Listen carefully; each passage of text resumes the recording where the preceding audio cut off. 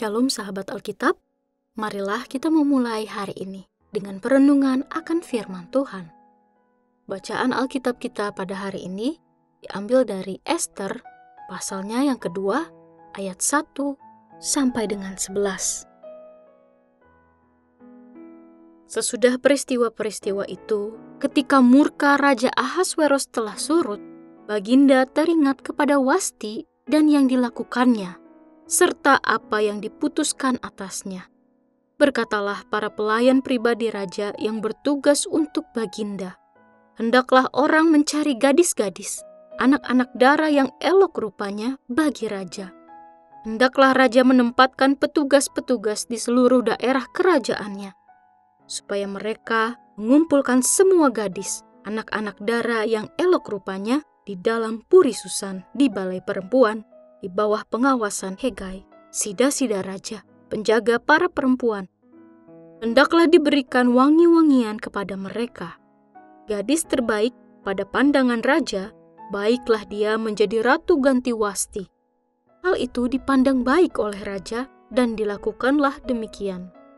Pada waktu itu di Puri Susan ada seorang Yahudi bernama Mordekai bin Yair bin Simei bin Kis, seorang Benyamin. Ia dulu diangkut dari Yerusalem sebagai salah seorang buangan bersama Yekonia, Raja Yehuda, yang diangkut ke pembuangan oleh Nebukadnezar, Raja Babel. Mordekai itu pengasuh Hadasa, yakni Ester, anak pamannya, sebab anak itu tidak berayah ibu lagi. Gadis itu elok perawakannya dan cantik parasnya. Ketika ayah ibunya meninggal, Mordekai mengangkatnya sebagai anak. Setelah titah dan undang-undang raja tersiar, banyak gadis dikumpulkan di Puri Susan di bawah pengawasan Hegai. Ester pun dibawa masuk ke dalam istana raja di bawah pengawasan Hegai, penjaga para perempuan. Gadis itu sangat baik dalam pandangannya dan menimbulkan kasih sayangnya sehingga Hegai segera memberikan wangi-wangian dan makanan khusus kepadanya.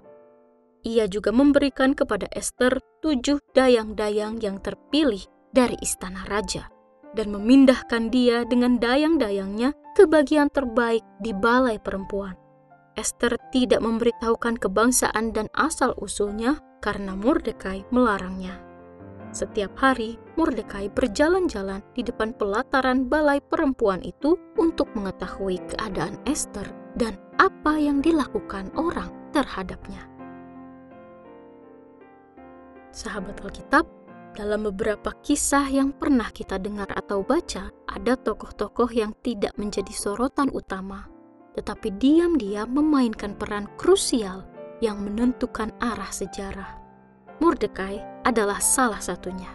Ia bukan seorang raja, bukan pula seorang pahlawan dengan pedang terhunus, tetapi tindakannya yang bijaksana, penglihatannya yang tajam terhadap peluang, dan kepeduliannya kepada Ester justru menjadi titik tolak keselamatan bangsa Israel. Kisah Ester pasal yang kedua ayat 1 sampai dengan 11 mengajak kita merenungkan cara Tuhan melibatkan orang-orang biasa yang setia, waspada, dan bijaksana untuk mewujudkan rencananya yang besar. Setelah peristiwa pengusiran Ratu Wasti, Raja Ahasweros mencari pengganti melalui sebuah kontes kecantikan yang melibatkan banyak perempuan muda dari seluruh provinsi kerajaannya. Dalam arus besar kekuasaan yang berputar dengan kemewahan dan ambisi manusia, kisah ini memperkenalkan Mordekai, seorang Yahudi yang tinggal di Susan, jauh dari tanah leluhurnya. Meski hidup dalam pembuangan, Mordekai tidak terjebak dalam nostalgia atau kesedihan.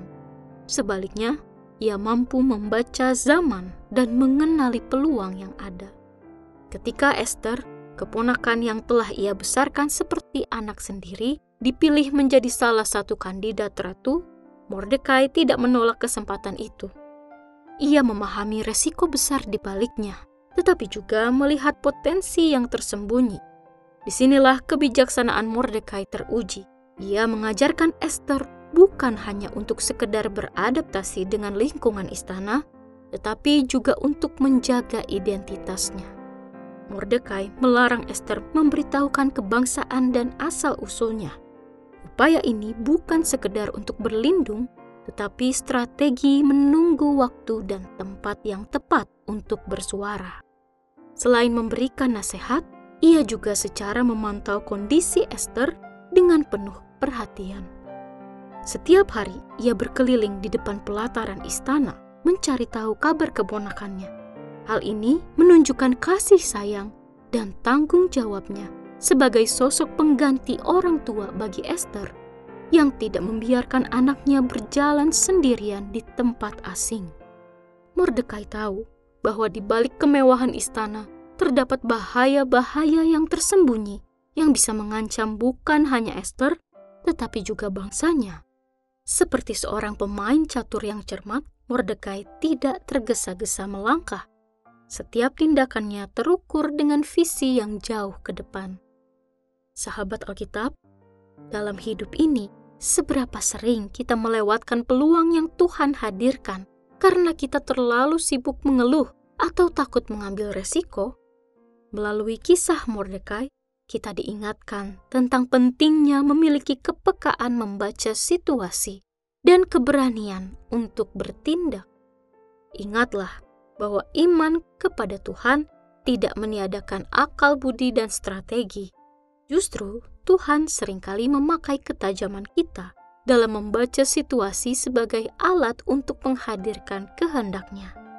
Selain itu, kita juga disadarkan bahwa nasihat yang kita sampaikan, khususnya bagi generasi yang lebih muda, perlu dibarengi dengan kehadiran, kesediaan untuk menjadi teman yang mendampingi dengan kasih dan kebijaksanaan. Maka, marilah kita bertanya dalam hati, peluang apa yang Tuhan sedang persiapkan, tetapi belum kita lihat karena mata hati kita yang tertutup keraguan. Mari kita berdoa. Tuhan Yesus yang bijaksana, ajarilah kami ya Tuhan, untuk selalu peka terhadap peluang yang Engkau berikan. Berikanlah kami keberanian untuk melangkah sesuai kehendak-Mu, tanpa takut akan resiko, dan jadikan kami pembimbing yang penuh kasih bagi orang-orang di sekitar kami. Kiranya setiap langkah kami selaras dengan rencana-Mu yang indah. Di dalam nama Tuhan Yesus, kami berdoa. Amin.